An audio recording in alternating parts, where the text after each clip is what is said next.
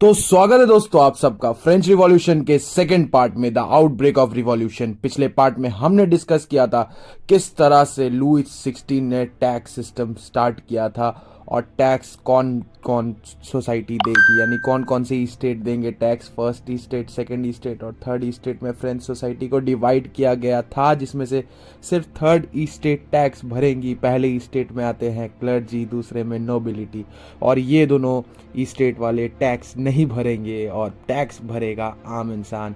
और इसके बाद जन्म हुआ था मिडिल क्लास सोसाइटी का। और मिडिल क्लास सोसाइटी में ऐसे बहुत सारे लोग थे जो वेल एजुकेटेड थे, कुछ लॉयर्स थे, कुछ अच्छे मतलब प्रोफेसर्स थे, तो बहुत एजुकेटेड लोग थे इस सोसाइटी पे। इसलिए यहाँ पर अब कुछ ऐसा होने वाला है जो हम इस टॉपिक में पढ़ने वाले हैं, जिससे हमारी कहानी की शुरुआत हुई थी। वो इंसिडेंट जानने वाले हैं कि 17 जुलाई 1789 को क्यों आखिर टाउन हॉल को उस तरीके से बर्बाद कर दिया गया था और वहाँ की ईंट भी बेच दी गई थी बाजार में इस डिस्ट्रक्शन को याद रखने के लिए। तो शुरू करते हैं इस वीडियो को बिना किसी देर के, देखिए अंत तक।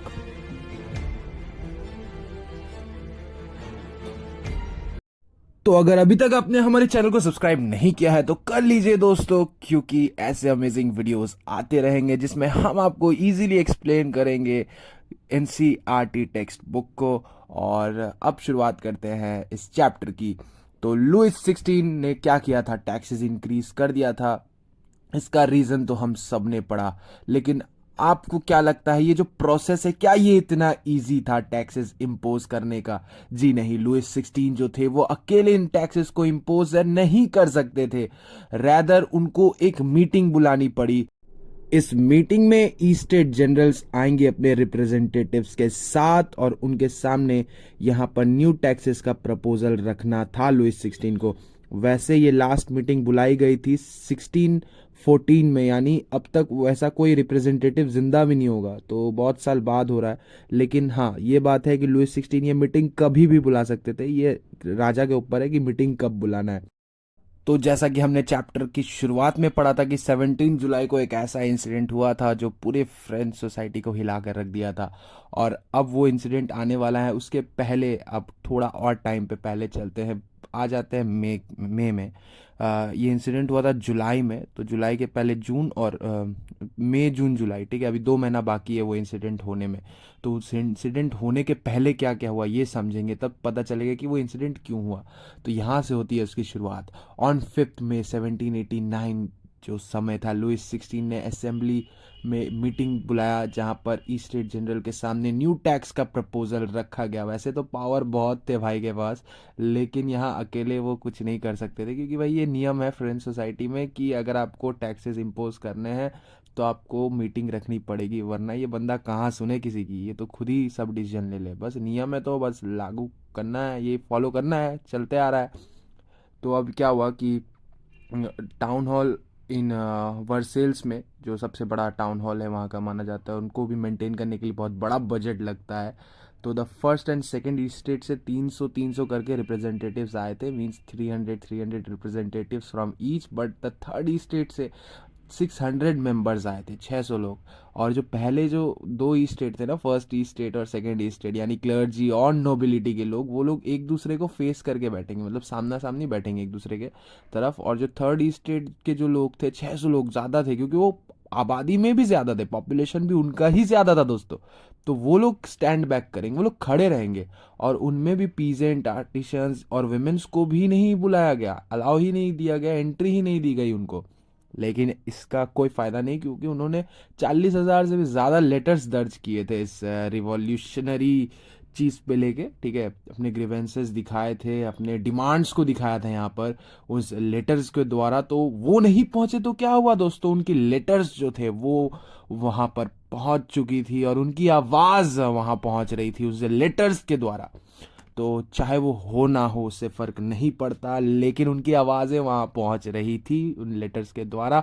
और वो 600 लोग खड़े थे। और वो जो 600 लोग थे ना, वो मिडिल क्लास के जो अच्छे, मतलब ऊपर के जो टॉप लोग होते हैं ना, टॉप लेयर किसी भी चीज़ का, जो क्रीम जो होता है, मतलब क्लियर और सबसे बेहतर जो लेयर होता है सोसाइटी का, उस वो थे वो 600 लोग, ठीक है, थर्ड स्टेट से। फर्स्ट स्टेट और सेकंड स्टेट की आबादी उतनी ज़्यादा थी नहीं, और 300 करके 600 रिप्रेजेंटेटिव्स थे, और इनके अपने 600 रिप्रेजेंटेटिव्स थे, लेकिन इन्हें खड़ा होना पड़ा पीछे। अब यहाँ क्या होता था, वोटिंग प्रोसेस होती थी ई स्टेट जनरल द्वारा। हर ई स्टेट के जो रिप्रेजेंटेटिव्स थे वो लोग वोट करते थे, और फैसले में वन वोट आता था एक ई स्टेट जनरल द्वारा। तो एक ई स्टेट, फर्स्ट ई स्टेट के जितने रिप्रेजेंटेटिव्स थे उनको मिलाकर एक वोट होगा। सेकंड ई स्टेट के जितने रिप्रेजेंटेटिव्स थे उनके जनरल मिला के एक वोट होगा। थर्ड ई स्टेट में इतने सारे रिप्रेजेंटेटिव्स थे तो भी एक वोट होगा। तो हर स्टेट के पास सिर्फ वन वोट था, ठीक है, यानी 33 में इनको डिवाइड किया गया था। मतलब आपके पास भी अपॉर्चुनिटी है, आपके पास भी है, आपके पास भी है, तीनों के पास है वोटिंग राइट, लेकिन तीनों में से हर एक स्टेट का वन वोट कैरी होगा। तो यहाँ पर थर्ड स्टेट के लोगों ने यहाँ पे आपत्ति जनाते हुए ये कहा कि देखिए, एक वोट से कोई काम नहीं होने वाला, हमारे पास ज़्यादा लोग हैं, इक्वल अपॉर्चुनिटी होनी चाहिए। क्योंकि देखो, फिलोसफर्स के जो बुक भी थे, छपे थे भाई, पढ़ लिख लिए, ये लोग भी अब एजुकेटेड हो गए हैं बहुत ज़्यादा, मतलब इक्वलिटी की बात कर रहे हैं यहाँ पर। तो अब इनके अंदर वो इक्वलिटी वाली बात आ गई है ना, तो आ गई है बात, तो अब ये तो बोलेंगे भाई, अब मुंह खोला है तो पहुंचे हैं असेंबली में, तो बोलना तो शुरू करेंगे, छोड़ेंगे नहीं, क्योंकि टैक्स इनको ही भरना पड़ेगा। तो इसलिए थर्ड स्टेट वाले लोगों ने कहा कि देखिए, हम 600 लोग हैं, 300 वोटे फर्स्ट स्टेट की है, 300 सेकेंड स्टेट की है, 600 हमारी है, तो इक्वल वोट होने चाहिए, 600 वर्सेस 600 हो सकता है, या ठीक है। तो यहाँ पे क्या है कि ईच पर्सन पे वोट होना चाहिए, ईच रिप्रेजेंटेटिव से वोट होना चाहिए। मेरी बात ध्यान से समझिएगा, यहाँ पे बोला जा रहा है कि एक स्टेट मिला के एक वोट हो रहा है, एक स्टेट मिला के एक वोट हो रहा है, एक और स्टेट मिला के एक वोट हो रहा है, तो टोटल 3 वोटें हो रही है, ठीक है। लेकिन रिप्रेजेंटेटिव्स कितने हैं, 1200 है हॉल में, है ना, 300 300 और 600 रिप्रेजेंटेटिव्स 1200 है। लेकिन यहां पर डिमांड ये था थर्ड स्टेट का कि 1200 रिप्रेजेंटेटिव्स वोट देंगे। और ये जो डेमोक्रेटिक प्रिंसिपल्स है ना भाई, ये आए हैं रूसो के किताब से, द सोशल कॉन्ट्रैक्ट से, ठीक है। तो अब इनका डिमांड ये था कि थर्ड स्टेट जो थे वो चाहते थे कि हर सिटीजन को, मतलब हर एक रिप्रेजेंटेटिव्स को एक वोट देने का राइट होना चाहिए। और इसके बाद क्या हुआ कि किंग ने, यानी लुइस 16 ने इनकार कर दिया, क्योंकि उनको पता है कि भाई अगर ये किया तो मैं तो गया। तो इसलिए उन्होंने इनकार कर दिया कि नहीं भाई, ये नहीं हो सकता। तो थर्ड स्टेट ने कहा ठीक है, नहीं हो रहा है, हम जा रहे हैं, और उन्होंने वॉक ओवर कर दिया, वो उसी वक्त असेंबली से बाहर आ गए। मीटिंग थी टैक्स को लेकर, तो इन्होंने कहा ठीक है, टैक्स बढ़ेगा नहीं बढ़ेगा वो वोट से डिसाइड किया जाएगा, लेकिन वोटिंग एक नहीं होनी चाहिए, एक स्टेट की एक वोटिंग नहीं होनी चाहिए। तब तो थर्ड स्टेट के पास कोई अपॉर्चुनिटी ही नहीं बची, फायदे में तो फर्स्ट स्टेट है, सेकेंड स्टेट है, तो उनके जो दो जनरल है वो वोट करेंगे, तो 2 वोट और यहाँ 1 वोट, तो ये तो ऐसे भी हार रहे हैं। तो इक्वल फेयर होना चाहिए ना, कि आपके 600 लोग हैं, हमारे भी 600 लोग हैं, चलिए इक्वली देख लेते हैं कि कितने मतलब वोट आ रहे हैं, तो उस हिसाब से हम देखते हैं। तो ये बात रखी थी, लेकिन लुइस 16 समझ गया कि भाई ये स्मार्ट है, ये बंदा बहुत, ये लोग मतलब ये थर्ड स्टेट वाले लोग ना बड़े स्मार्ट बन रहे हैं, ये अगर मैं करता हूँ तो मैं गया, मैं तो गया भाई। तो इसलिए इन्होंने इनकार कर दिया, और ये लोगों ने कहा ठीक है, हम प्रोटेस्ट करेंगे, हम जा रहे हैं, और इसीलिए ये धीरे धीरे वहाँ से चले गए दोस्तों। और थर्ड स्टेट के लोग अब पहुंच चुके थे वर्सेल्स के टेनिस कोर्ट में। उन्होंने कहा कि ठीक है, आप अगर हमें अंदर आने नहीं दे रहे तो हम कोर्ट में मीटिंग कर लेते हैं, ठीक है, टेनिस कोर्ट में, ठीक है। तो यहाँ कोई टेनिस मैच नहीं होने वाला था लुइस 16 के साथ। इन्होंने अपना एक नेशनल असेंबली फॉर्म किया, इन्होंने कहा कि हमें कोई स्टेट जनरल की ज़रूरत नहीं है, हम खुद में एक नेशनल असेंबली बनाएंगे, हम खुद फ्रेंच सोसाइटी को रिप्रेजेंट करेंगे, हम आबादी में भी ज़्यादा है, तो हम होंगे फ्रेंच सोसाइटी के असेंबली, नेशनल असेंबली। और हम ये शपथ लेते हैं कि जब तक हम एक ऐसा कॉन्स्टिट्यूशन नहीं बना दे फ्रांस में, ध्यान से सुनिएगा, हम शपथ लेते हैं जब तक हम एक ऐसा फ्रांस में सोसाइटी ना बना दे जिसमें लुइस 16 की जो ताकत है उसे ना झुका दे। यानी मोनार्की की ताकत को कमजोर करना है, उसे लगाम लगाना है, ठीक है, लुइस 16 की जो ताकत है उस पर लगाम लगाना है। और इसके लिए चाहे कुछ भी हो जाए, हम एक कॉन्स्टिट्यूशन, हम एक ऐसा संविधान बनाएंगे जिसमें हम लुइस 16 की ताकत पे लगाम लगाएंगे, और हमारा जो हक है, हमारा जो इक्वलिटी वाली जो बात है, वो हमें, हमारा हक हमें मिले। और इस पे जुड़ जाते हैं, और इनके साथ जुड़ते हैं मिराब्यू और एबिसियस, जो कि खुद में थर्ड स्टेट से बिलोंग नहीं करते हैं, ये फर्स्ट स्टेट और सेकंड स्टेट के लोग हैं। मिराब्यू जो थे वो एक नोबल थे, ठीक है, नोबिलिटी से बिलोंग करते थे। और एबिसियस एक प्रिस्ट थे, ठीक है, यानी चर्च से बिलोंग करते थे, यानी क्लर्जी थे।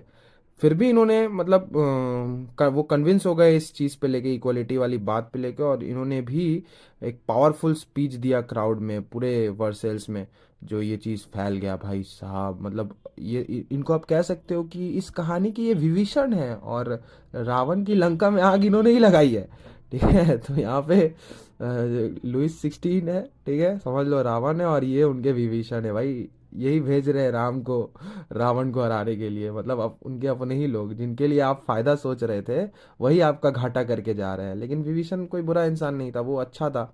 हाँ, वो जानता था कि ये जो हो रहा है ये गलत हो रहा है। तो यहाँ पर ये लोग भी जो थे, ये लोग सही काम कर रहे थे थर्ड स्टेट का साथ देकर, और इन्होंने डिमांड किया कि थर्ड स्टेट कौन है, और इनको इनका राइट क्यों मिलना चाहिए। दोस्तों, ये भी इंसान है, इन्हें इनका राइट मिलना चाहिए, इनका हक इन्हें मिलना चाहिए। इस पे इन्होंने बात की थी। तो ये दो लीडर थे, और इनके बिना ये रिवॉल्यूशन सक्सेसफुल नहीं होता।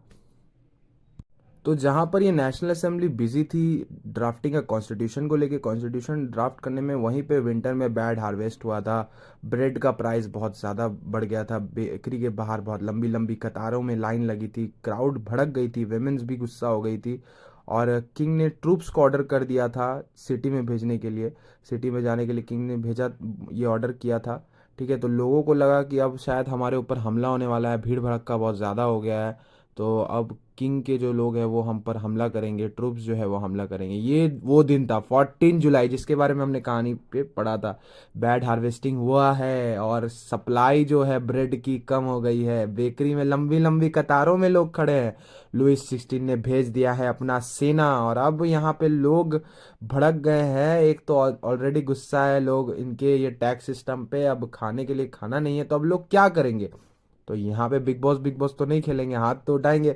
तो कंट्री साइड में र्यूमर फैल गया, गांव गांव में ये फैल गया कि लुइस 16 ने अपने ब्रिगेड को भेज दिया है, अपने आर्मी को यहाँ पर भेज दिया हमारी है, जो फसल है उनको डिस्ट्रॉय करने के लिए। तो क्या हुआ कि कंट्री साइड में पूरा विलेज टू विलेज ये न्यूज़ फैला कि जो मैनर है, मैनर यानी कि जो फ्यूडल सिस्टम जो चलता था, जो बोल सकते हैं एक तरह से ज़मींदार होते थे, जो लॉर्ड होते थे, जो लुइस 16 के अंडर काम करते थे, जो टैक्स वगैरह लेते थे, तो वो लोग आएंगे और हमारा फसल बर्बाद कर देंगे, क्योंकि उनको हमारे अंदर डर बैठाना है। तो इससे पहले हम ही क्यों ना हमला कर दे। और यहाँ पे होज और पिच फोक्स को मिलाकर, मतलब जो हथियार होते हैं, एक्चुअली जो खेती का जो होता है ना औजार, उनको लेकर एक हथियार बनाया गया। ये लोग मिलकर हथियार की तरह इसको काम किया और अटैक कर दिए चैटो एक्स में। चैटो एक्स एक ऐसा घर, मतलब जो मैंशन होता है जहाँ पे ये लोग रहते हैं, जो मतलब राजा लुइस 16 के अंडर जो काम कर रहे हैं, मैनर जो है, जो इस फ्यूडल सिस्टम को चला रहे हैं, जो कंट्रोल कर रहे हैं विलेज को, वो लोग, ठीक है। तो वो लोग यहाँ पर क्या कर रहे हैं, उन पे, उनके घर पे, यानी कि उनके चैटो एक्स पे यहाँ पे हमला बोल दिया गया। तो उन्होंने ही क्या किया कि भाई अगर वो हमला करे तो उससे पहले हम ही हमला कर देते हैं, और ये हमला कर दिया।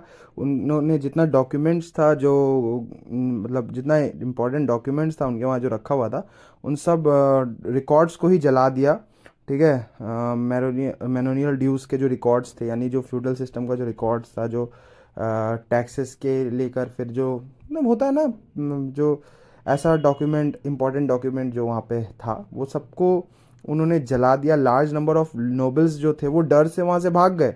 वो वहाँ से भाग के दूसरे दूसरे कंट्रीज में चले गए कि भाई अब यहाँ नहीं रहा जा रहा हमसे, फ्रांस में हम नहीं रह सकते, क्योंकि इस तरीके का हालत जो अब फ्रांस में जो देखने को मिल रहा है, ये हमारे लिए सेफ नहीं है, खतरे से खाली नहीं है।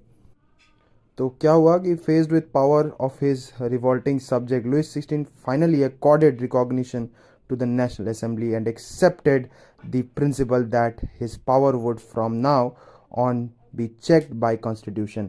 तो यहाँ पर वो इंसिडेंट होने के बाद, जुलाई वाला इंसिडेंट हुआ, लोगों ने पूरा तबाही मचा दिया।